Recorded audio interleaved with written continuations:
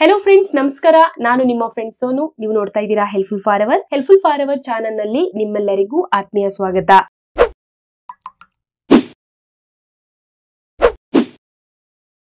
Friends ಇವತ್ತಿನ video ತುಂಬಾ important ಆಗಿದೆ ಯಾಕಂದ್ರೆ ಇವತ್ತಿನ ವಿಡಿಯೋನಲ್ಲಿ ನಾವು ಸಿರಿಧಾನ್ಯಗಳ ಬಗ್ಗೆ ತಿಳ್ಕೊಂತಾ ಇದೀವಿ। ಸೊ ವಿಡಿಯೋನ ಸ್ಕಿಪ್ ಮಾಡದೇನೆ ಎಂಡ್ ತನಕ ನೋಡ್ತಾ ಇರಿ। ಅದಕ್ಕಿಂತ ಮುಂಚೆ ನೀವು ಇದೇ ಫಸ್ಟ್ ಟೈಮ್ ನನ್ನ ವಿಡಿಯೋಸ್ ಗಳನ್ನ ನೋಡ್ತಾ ಇದ್ರೆ ಇವಾಗಲೇ ಫ್ರೀ ಆಗಿ ಸಬ್ಸ್ಕ್ರೈಬ್ ಮಾಡ್ಕೊಳ್ಳಿ, ಹಾಗೆ ಹೊಸ ವಿಡಿಯೋಸ್ ಗಳ ನೋಟಿಫಿಕೇಶನ್ ಗಾಗಿ ಬೆಲ್ ಐಕನ್ ಕ್ಲಿಕ್ ಮಾಡೋದನ್ನ ಮರಿಬೇಡಿ। ಫ್ರೆಂಡ್ಸ್ ಈ ಸಂದರ್ಭದಲ್ಲಿ ಡಾಕ್ಟರ್ ಖಾದರ್ ಸರ್ ಅವರಿಗೆ ನನ್ನದೊಂದು ಸಲಾಂ, ಯಾಕಂದ್ರೆ ಡಾಕ್ಟರ್ ಖಾದರ್ ಸರ್ ಅವರ ಕೆಲವೊಂದು ವಿಡಿಯೋಸ್ ಗಳನ್ನ ನಾನು ನೋಡುವಾಗ್ಲೇ ಸಿರಿಧಾನ್ಯಗಳು ಏನು ಅಂತ ತಿಳ್ಕೊಂಡಿದ್ದು। ಅದಕ್ಕಿಂತ ಮುಂಚೆ ನಮ್ಮ ಮನೆಯಲ್ಲಿ ಸಿರಿಧಾನ್ಯಗಳ ಬಗ್ಗೆ ಅರಿವೇ ಇರಲಿಲ್ಲ, ಬರೀ ಗೋಧಿ, ಅಕ್ಕಿ, ರಾಗಿ, ಜೋಳ ಇವುಗಳೇ ಹೆಚ್ಚಾಗಿತ್ತು। ಆದ್ರೆ ಸಿರಿಧಾನ್ಯಗಳು ಏನು ಅಂತ ಗೊತ್ತಾಗಿದೆ ಡಾಕ್ಟರ್ ಖಾದರ್ ಸರ್ ಅವರ ಸ್ಪೀಚ್ ಇಂದ। ಅವರ ವಿಚಾರಗಳನ್ನ ಶೇರ್ ಮಾಡ್ಕೊಳ್ಳಿಕ್ಕೆ ಇದೊಂದು ಬೆಸ್ಟ್ ವೇ ಅಂತಾನೆ ಹೇಳ್ಬಹುದು। ಫ್ರೆಂಡ್ಸ್ ಕಾಮನ್ ಆಗಿ 5 ರೀತಿಯ ಸಿರಿಧಾನ್ಯಗಳಿದೆ, ಅದರಲ್ಲಿ ಸಾಮೆ, ಊದಲು, ಅರ್ಕ, ನವಣೆ, ಕೊರ್ಲೆ ಇವುಗಳು ಸಿರಿಧಾನ್ಯಗಳು ಅಷ್ಟೇ ಅಲ್ಲ, ಬರಗು, ಸಜ್ಜೆ, ಜೋಳ, ರಾಗಿ ಇವುಗಳು ಸಹ ಸಿರಿಧಾನ್ಯಗಳಾಗಿದೆ। ಈ ಸಿರಿಧಾನ್ಯಗಳ ವಿಶೇಷತೆ ಏನಂದ್ರೆ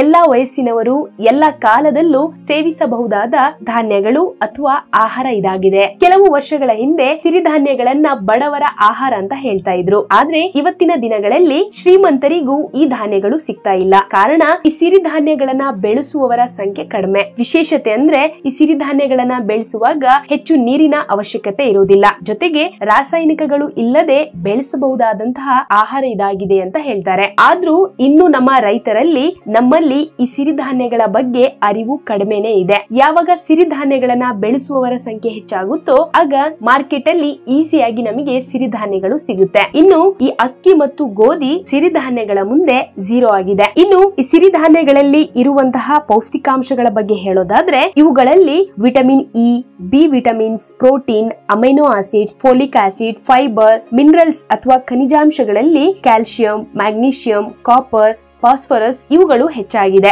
ಈ ಎಲ್ಲಾ ಪೌಷ್ಟಿಕಾಂಶಗಳೇ ನಮ್ಮ ಆರೋಗ್ಯಕ್ಕೆ ಹೆಲ್ಪ್ಫುಲ್ ಆಗಿರೋದು। ಅದರಲ್ಲೂ ಡಯಾಬಿಟಿಕ್ ಪೇಷಂಟ್ಸ್ ಅಂತೂ ತಮ್ಮ ಡಯಟ್ ಅಲ್ಲಿ ಸಿರಿಧಾನ್ಯಗಳನ್ನ ಆಡ್ ಮಾಡ್ಕೊಳ್ಳೇಬೇಕು। ಅವ್ರಂತಾನೆ ಅಲ್ಲ, ಒಬ್ಬ ನಾರ್ಮಲ್ ಮನುಷ್ಯನು ಸಹ ತಮ್ಮ ಡಯಟ್ ಅಲ್ಲಿ ಸಿರಿಧಾನ್ಯಗಳನ್ನ ಆಡ್ ಮಾಡ್ಕೊಳ್ಳೋದ್ರಿಂದ ಎಷ್ಟೋ ಕಾಯಿಲೆಗಳಿಂದ ದೂರ ಇರಬಹುದು। ಸಿರಿಧಾನ್ಯಗಳ ಹೆಲ್ತ್ ಬೆನಿಫಿಟ್ಸ್ ಗಳು ಸಾಕಷ್ಟಿದೆ। ನಮ್ಮ ದೇಹವನ್ನ ನ್ಯಾಚುರಲ್ ಆಗಿ ಡಿಟಾಕ್ಸಿಫೈಡ್ ಮಾಡುತ್ತೆ। ನಮ್ಮ ದೇಹದಲ್ಲಿರುವಂತಹ ವಿಷಕಾರಿ ಅಂಶಗಳನ್ನ ಹೊರತೆಗಿಲಿಕ್ಕೆ ಈ ಸಿರಿಧಾನ್ಯಗಳು ಹೆಲ್ಪ್ಫುಲ್ ಆಗಿದೆ। ಅಷ್ಟೇ ಅಲ್ಲ, ಅನಿಮಿಕ್ ಪೇಷಂಟ್ ಅಥವಾ ರಕ್ತಹೀನತೆ ಕಾಯಿಲೆ ಇರೋರಿಗಂತೂ ಈ ಸಿರಿಧಾನ್ಯಗಳು ರಾಮಬಾಣವಾಗಿದೆ। ಸಿರಿಧಾನ್ಯಗಳಲ್ಲಿ ಇರುವಂತಹ ಫೋಲಿಕ್ ಆಸಿಡ್ ನಮ್ಮ ರಕ್ತದಲ್ಲಿ ಹಿಮೋಗ್ಲೋಬಿನ್ ನ ಇನ್ಕ್ರೀಸ್ ಮಾಡುತ್ತೆ, ನಮ್ಮ ರಕ್ತದಲ್ಲಿ ಕಬ್ಬಿಣಾಂಶ ಹೀರ್ಕೊಳ್ಳಿಕ್ಕೆ ಹೆಲ್ಪ್ಫುಲ್ ಆಗಿದೆ। ಹಾಗಾಗಿ ರಕ್ತಹೀನತೆ ಪ್ರಾಬ್ಲಮ್ ಇರೋರು, ಅದರಲ್ಲೂ PCOD ಪ್ರಾಬ್ಲಮ್ ಇರೋರಂತೂ ಸಿರಿಧಾನ್ಯಗಳನ್ನ ಇವತ್ತಿಂದನೇ ತಿನ್ಲಿಕ್ಕೆ ಸ್ಟಾರ್ಟ್ ಮಾಡಿ। ಇನ್ನು ಅಧಿಕ ರಕ್ತದೊತ್ತಡ ಇರೋರು ಸಹ ತಮ್ಮ ಡಯಟ್ ಅಲ್ಲಿ ಸಿರಿಧಾನ್ಯಗಳನ್ನ ಆಡ್ ಮಾಡ್ಕೊಳ್ಳಿ। ಹಾಗೆ ಸಿರಿಧಾನ್ಯಗಳನ್ನ ಕಂಟೈನರ್ ನಲ್ಲಿ ನೀವು ಸ್ಟೋರ್ ಮಾಡುವಾಗ ಒಂದು 4 ಕಹಿ ಬೇವಿನ ಎಲೆಗಳನ್ನ ಹಾಕಿಡಿ, ಇದರಿಂದ ನಿಮ್ಮ ಸಿರಿಧಾನ್ಯಗಳು ಸೇಫ್ ಆಗಿರುತ್ತೆ, ಕೆಲವೊಂದು ಫಂಗಸ್ ಗಳಿಂದ ದೂರ ಇರುತ್ತೆ।